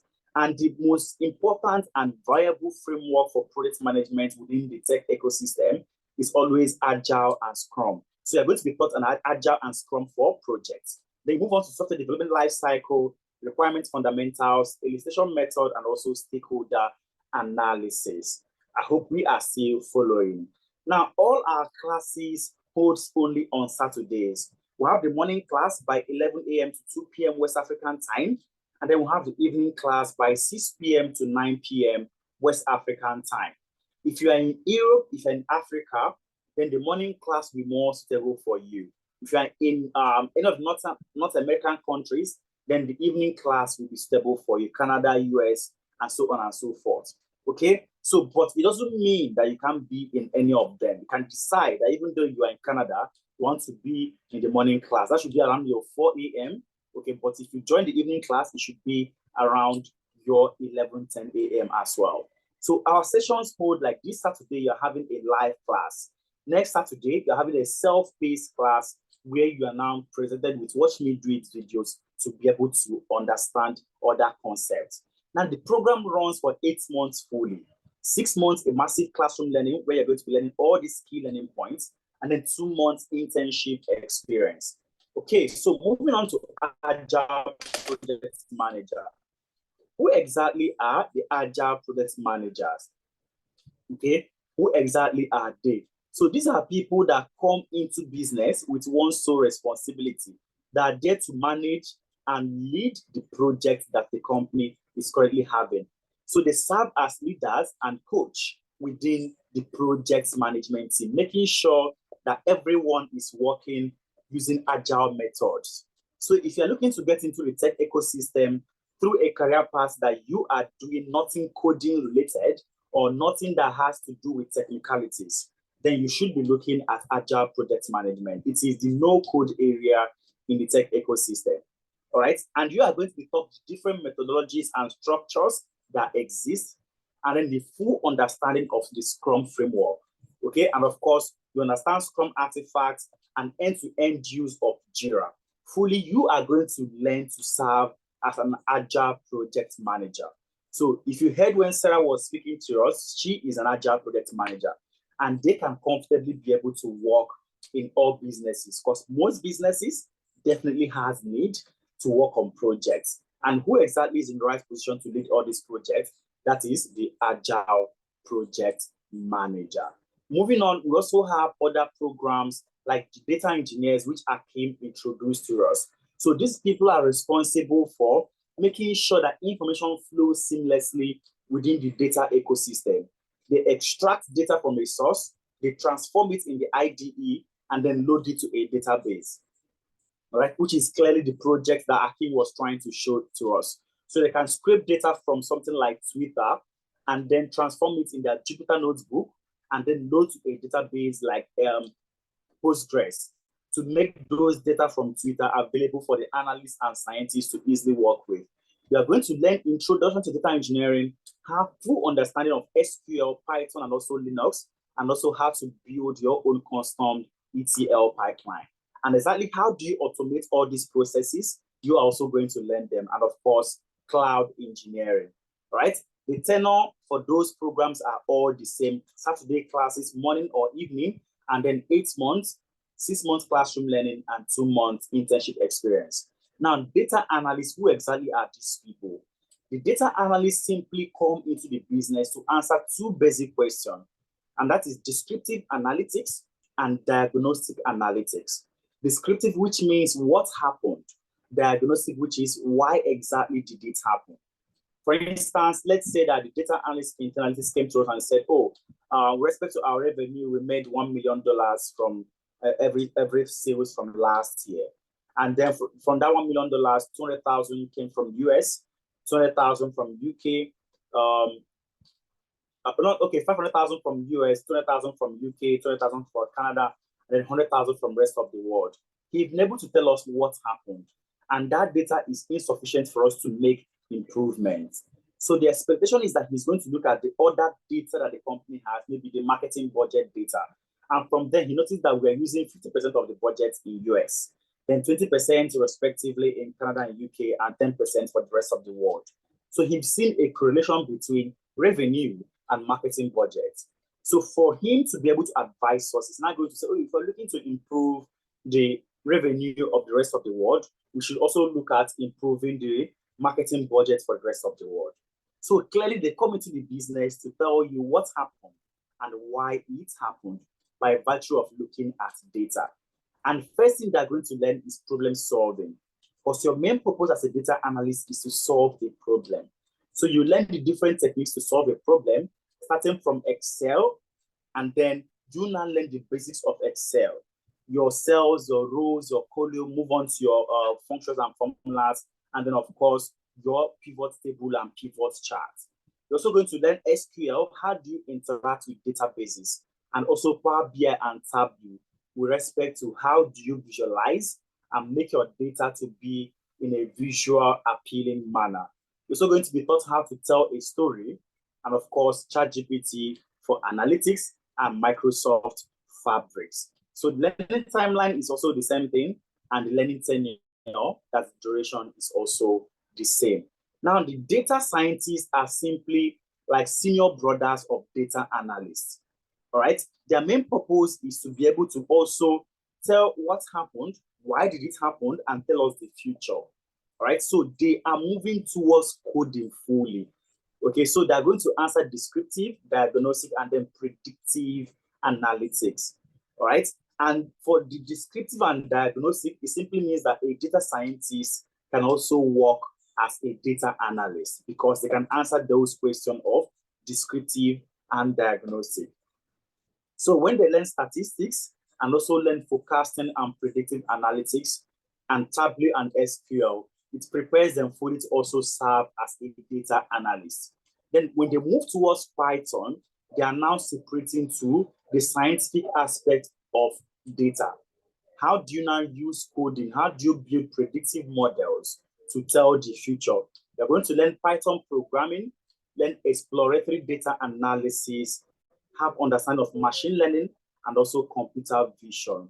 So if you're looking to have analytics understanding and also move towards the coding aspect, then data science should be for you. We also have the financial analysts, which are like the siblings of data analysts, SQL, like data analysts, and then they will now move towards the financial aspects, having understanding of accounting fundamentals, financial analysis, financial modeling, for them to be able to transition to fully analyzing financial data. Okay, so these are data analysts that have specialized in financial aspects. And we also talk about HR analysts. They are simply data analysts that have also specialized in people data. So they're also going to learn like a data analyst, problem solving, Excel, Power BI, and SQL, and then specialize towards the HR aspect, learning HR analytics and performance evaluation. How do you now utilize Excel to build the appraisal sheets, and so on and so forth. I hope we are still listening to what I am saying. Then we'll have finally cybersecurity guys.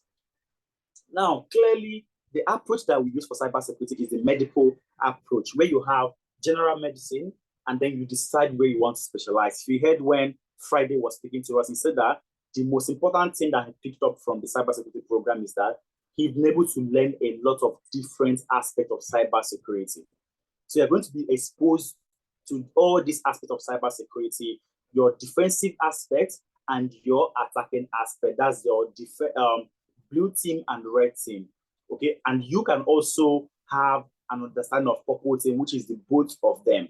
So you're going to learn how to defend, how to analyze threats, and also how to penetrate attacks, and of course, how to analyze malwares and also your threat detection.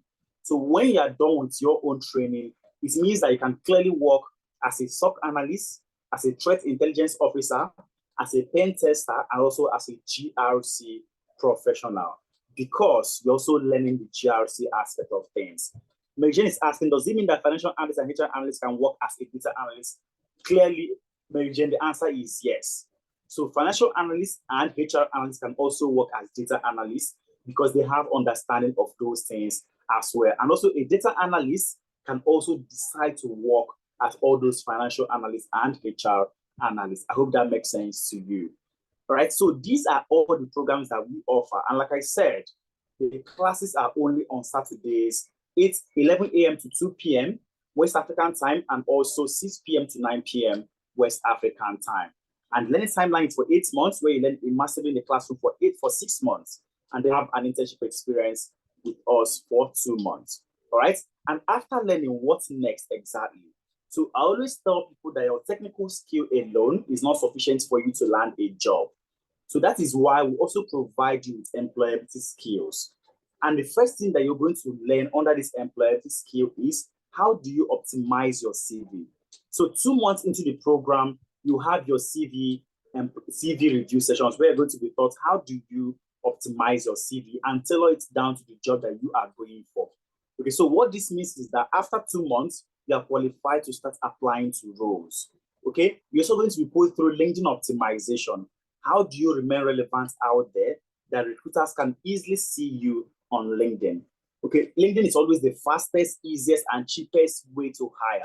So all recruiters are constantly looking out for how to maximize LinkedIn to hire people. So if your profile is not sufficient, you are not going to be seen.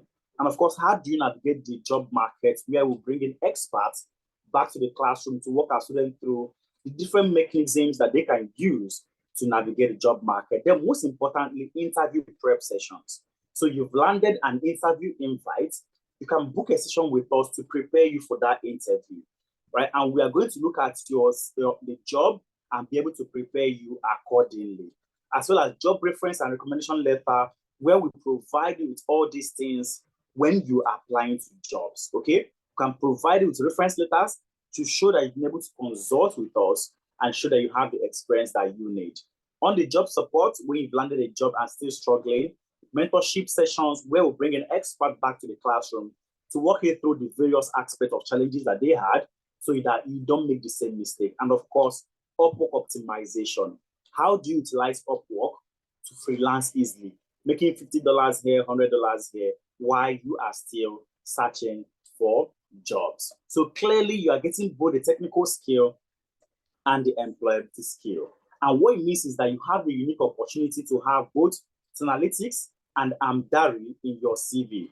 These are two leading tech companies because you are learning with 10Alytics and you are also going to be having your internship experience with Amdari.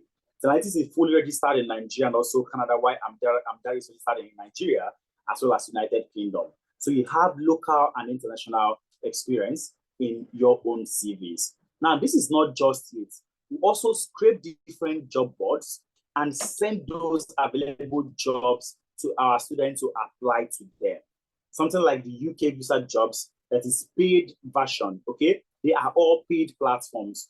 We scrape the jobs that is there and provide all those jobs to our students to apply. Now, there are limits to what we can do for you, all right? We are going to teach you technical-wise, give you the employability skill, and of course, provide you with job to apply to. But the responsibility of applying to this job fully rests on you. Okay, so the responsibility of applying to these jobs fully rests on you. I always tell people that our success rate is currently at 88%, right? Which means 88% of people that come into our program go on to land jobs. Now, the other 12%, does it mean that we did not teach them also the same thing? No. But remember, the responsibility of applying to jobs is now on you. And applying to a job is a job on its own. So you need to be able to make sure that you are ready to apply to all the jobs. So all these are success stories of people that have been able to pass through the same program with us. Okay, Pavel had experience as a field service analyst in Tucson, Arizona. He joined our data analytics program and he was able to land a data analyst role that same place. Okay, we have other people.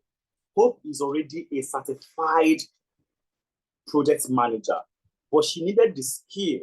She needed the experience to be able to land jobs. She came to us and we trained her using all those project-based aspects. And she was also able to land a role as a project analyst in Waterloo, Ontario, Canada. Same thing with all these other people that we have on this slide. All right, so make sure you fill the attendance form. Once you get the slide, go through all of them and be able to understand their own story. We also have instances where we've had other past students, the same way we had Akim, Friday, and Sarah speak to you right now, come into the program like this to speak to students also. So you can click on any of them to hear what they had to say about their own experience. And like I always mention to people, learning is continuous. And last year we got into the Our Better Capitalizer program with one aim: how do we help more people to break into the tech ecosystem? Over the last close to 5 years I've been playing in the tech ecosystem, we've helped close to 2,850 people to move from our classroom into landing jobs. Now, how do we double that number and help more people? That is why we also got into a learning program to learn more. And when you are done with your own training experience, you are going to be issued a certificate from the American Council of Training and Development. Okay, so we are fully accredited by the ACTD, meaning that you can also be able to show certifications that you have been trained on so and so skills. Now, what are the next steps that you need to take? What are the next steps that you need to take? Our next cohort is starting on Saturday, April 5th, and also on May 10th. All right, and we have an amazing scholarship currently ongoing. Now, this scholarship is already over, okay? But because we fixed all these sessions and people have already booked for it, we had to open up a couple of spots for people to also be able to take advantage. All right, so the scholarship is for 300 women and for 50 men to get into our tech program. Okay, and it means that you can easily secure your spot at a 50% discounted option. 50%. Now, our full program cost is $900. But because of the discount that we currently run, you can get into the program as low as $450. And you can pay instrumentally, which means this month you can pay $150 to secure your spot. And then next month, you pay the extra $150. The other month, you complete your payment. So you have the instrumental option to be able to learn. And how can you do this? All you have to do is simply click on the link that my colleagues are dropping. Right? Once you click on the links there, it's going to take you to our main stack enrollment center. Right? It's going to take you to our enrollment center. And all you have to do right now when you get there is to scroll down and look for international, secure your IWD discounted slot. Okay, click on secure your IWD discounted slot.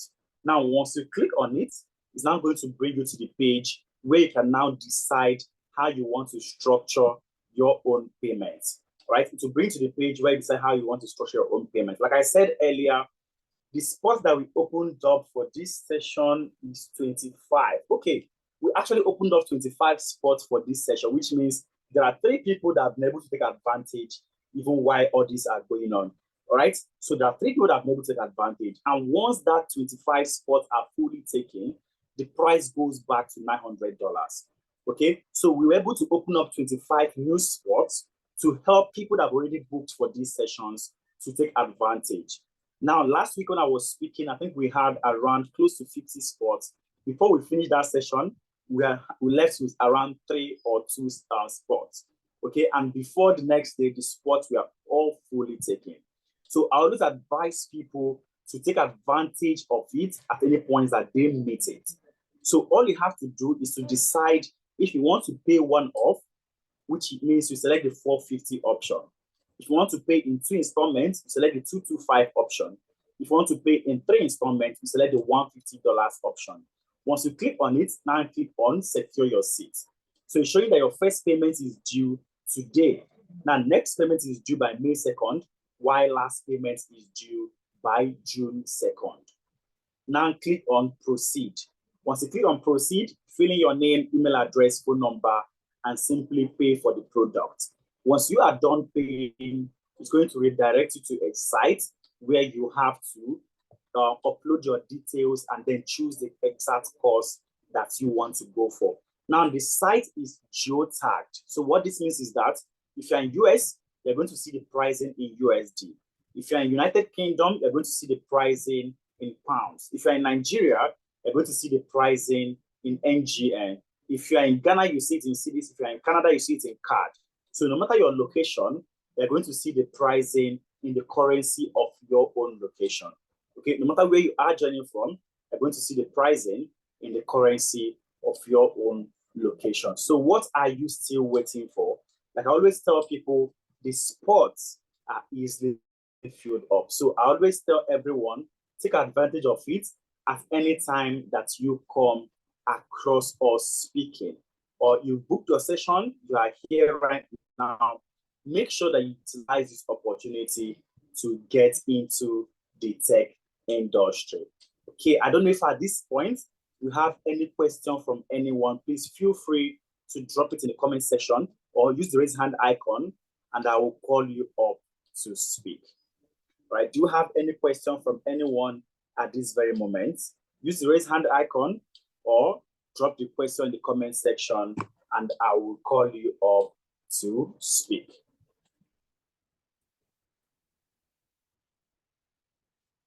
Do you have any question from anyone? Okay, hello, Nemeka, your hand is up. I've asked you to unmute. Please go ahead and speak.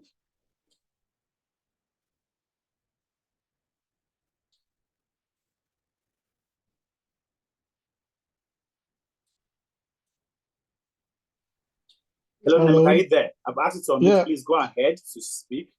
Yeah, hello. Hi. Hello, can you hear me? Yeah, hello. Yes, loud and clear. Okay. I have two questions. One is like these tools now, like the one that relates to me, the cybersecurity.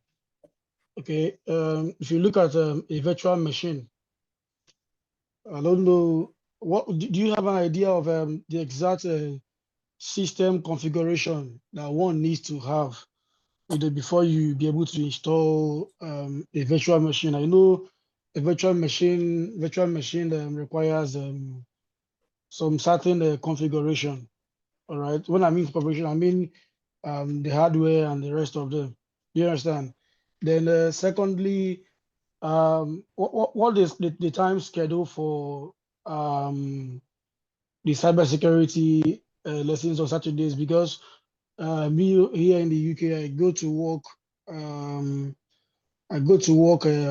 I resume work by 8 o'clock. Then I close by 4. But by the time I get back home, it should be around 5 or 5:30.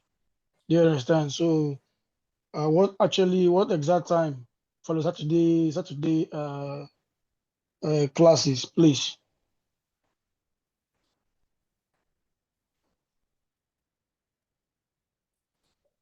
All right. Can you hear me, Nemeka? Yeah, I can hear you.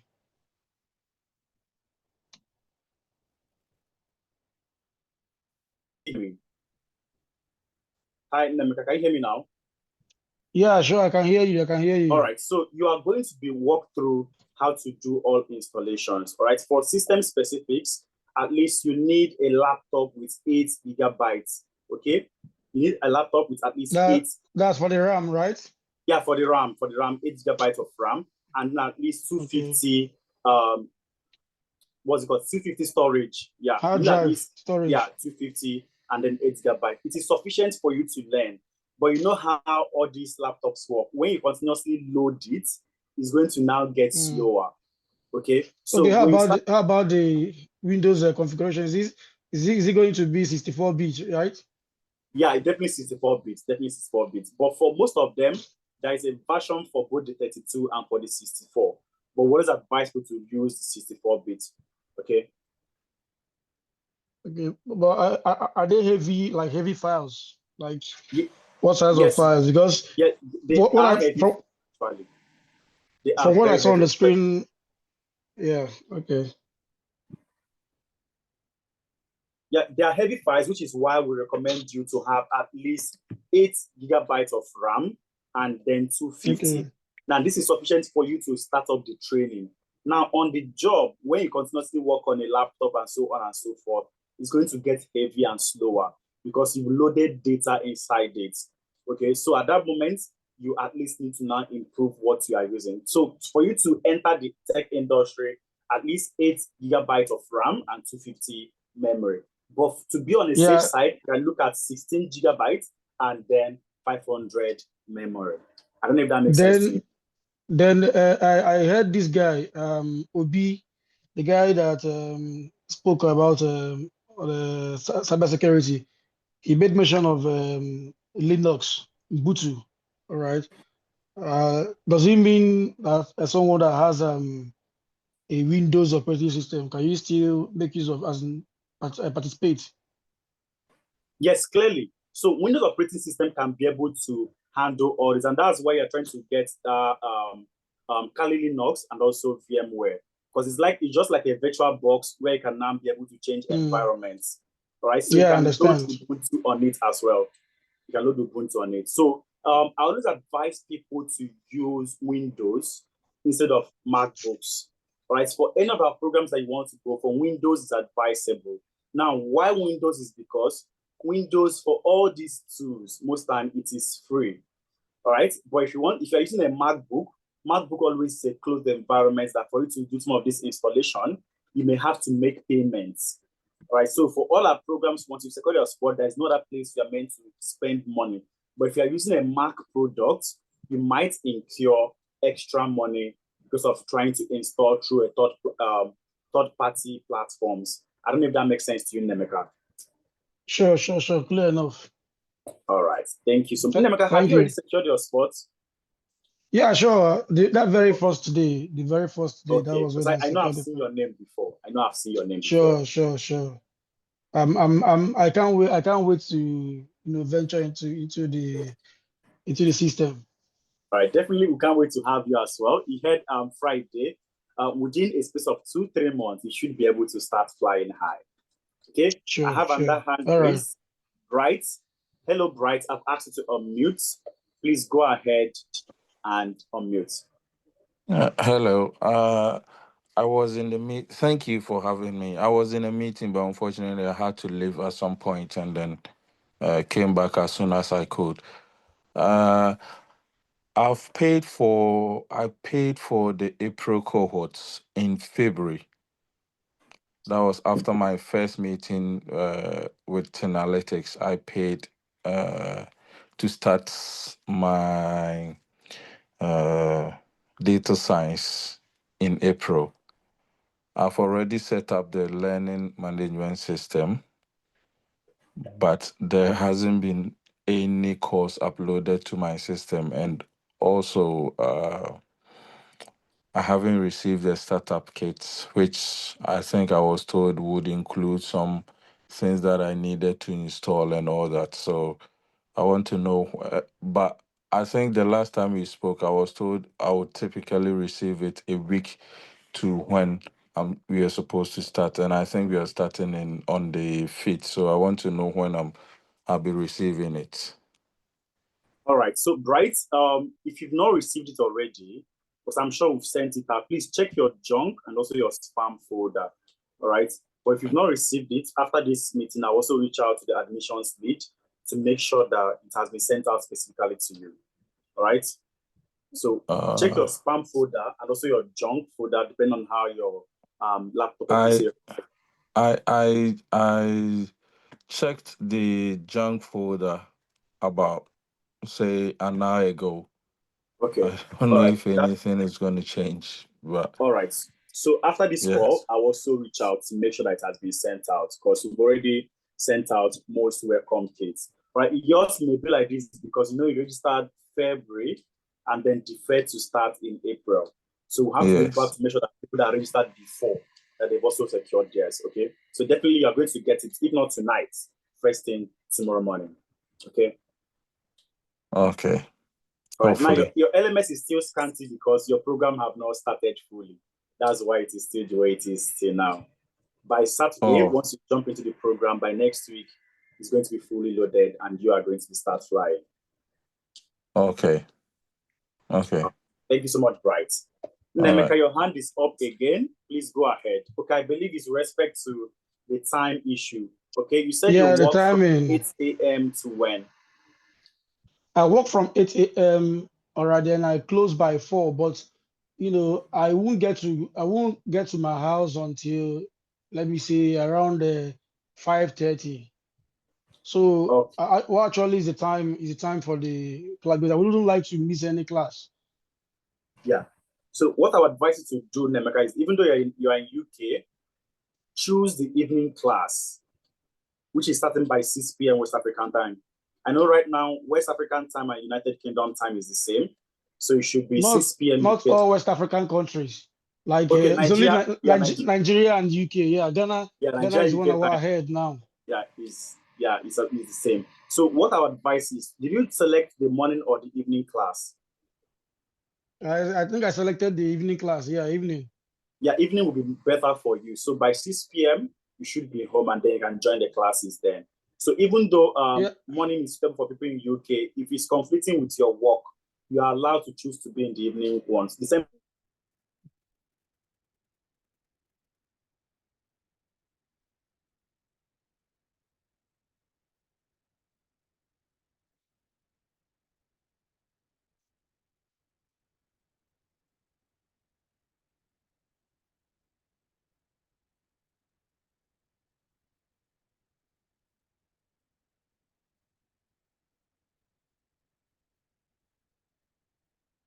Wow, what's going on?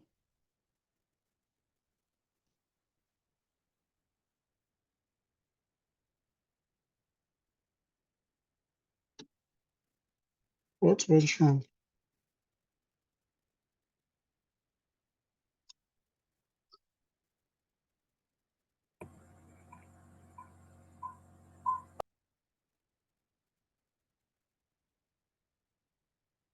Connection lost.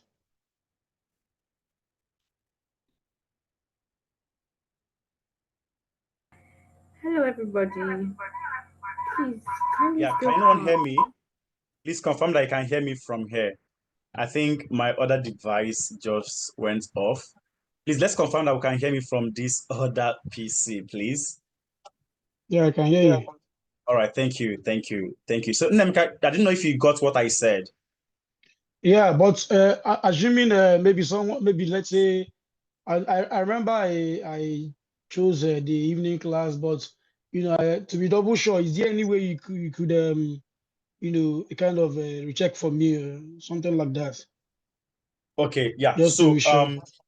yes. So what will happen is I will definitely check to be sure that you are in that evening class. And then by tomorrow, you should have a class coordinator that will be reaching out to you. Okay, so what will happen is when the class coordinator also reaches out to you, also make sure that you communicate to him or him or her that you are meant to be in the evening class. Okay.